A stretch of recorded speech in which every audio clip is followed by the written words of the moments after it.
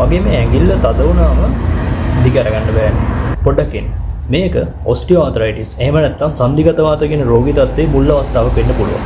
අපි දන්නවා අපේ සන්ධි ආශ්‍රිතව ඒ කියන්නේ ජොයින්ට් ආශ්‍රිතව අස්ථි දෙකක් එකිනෙක ගැටෙන තැනක තියෙනවා කාට්ලේජ් එකක්. කුෂන් එකක් වගේ කාට්ලේජ් එකක්. කාලයත් එක්ක වයසත් එක්ක අපි කරන වැඩත් එක්ක මේ කුෂන් එක මේ කාට්ලේජ් එක ටික ටික ගෙවෙන්න පටන් ගන්නවා. ඔයා ඕනෝඩ වඩා ඇවිදිනවා නම් ඕනෝඩ වඩා පඩිපෙළ නගිනවා නම් ඔයාගේ හන්දි වෙහෙස වෙන වැඩ ගොඩක් කරනවා නම් එක්සර්සයිසස් වගේ දේවල් කරනවා නම් සහ විශේෂයෙන්ම ඔයා කාන්තාවක් නම් ඔයාගේ මෙනෝපෝසල් ඒජ් එකෙන් පස්සේ ඉන්න කෙනෙක් නම් ඔයාගේ ඇඟේ කැල්සියම් මෙටබොලිසම් එක හරියට වෙන්නේ නැහැ. ඉතින් අස්ථි වලට ඕන කැල්සියම් උත් හරියට පරිවෘත්තිය වෙන්නේ නැත්නම් මේ සන්ධිගත වාත සහ ඊට අමතරව අස්ථි සම්බන්ධ ඔස්ටියෝපොරොසිස් වැනි රෝගී තත්ත්වات ඔයාට ඇති වෙන්න පුළුවන්. මේකත් එක්ක සන්ධි ආශ්‍රිත තද වේදනාව, තද ගතිය සහ ඉදිමුම වගේ දේවලුත් ඔයාට එක්ස්පීරියන්ස් කරන්න පුළුවන්. තත්ත්වයේ බරපතලම අවස්ථාවට යනකොට අපිට බලා ගන්න පුළුවන් එක්ස්රේ සටහනෙත් මේ වෙනස්කම්.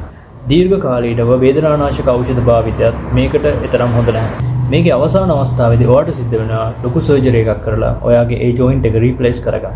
ඉතින් සර්ජරි වලට යන්න දෙයක් නැහැ. ඔයාට දේශීය සිංහල සහ ආයුර්වේද ප්‍රතිකාර මේ සඳහා ඔයාට ලබා ගන්න තියෙනවා. අපේ තෙල් ප්‍රතිකාර, පත්තු ප්‍රතිකාර සහ ජානුවස්ති වගේ විශේෂිත ප්‍රතිකාර තත්ත්ව සහ අපි ශරීර අභ්‍යන්තරයට ලබා දෙන ඖෂධයන් මගින් මේ තත්ත්වය සම්පූර්ණයෙන්ම සුව කරගන්නවට පුළුවන්. අපි මෙහිදී ඔයාගේ කැම බීම ඉඳන් ඔයාගේ හැසිරීම, ඔයාගේ නිින්ද වගේ හැමදේම ඔයාගේ ජීවන රටාව පවත්වා ගන්න ඕන විදිය පිළිබඳව උපදෙස් මාලාවකුත් ලබා දෙනවා. ඔබට මේ සඳහා ආයුර්වේද වෛද්‍ය ප්‍රතිකාර මහෞෂධ ජීවධාරා ආයුර්වේද වෛද්‍ය මධ්‍යස්ථානය හෝකන්දර ආයතනයෙන් ලබා ගන්න පුළුවන්.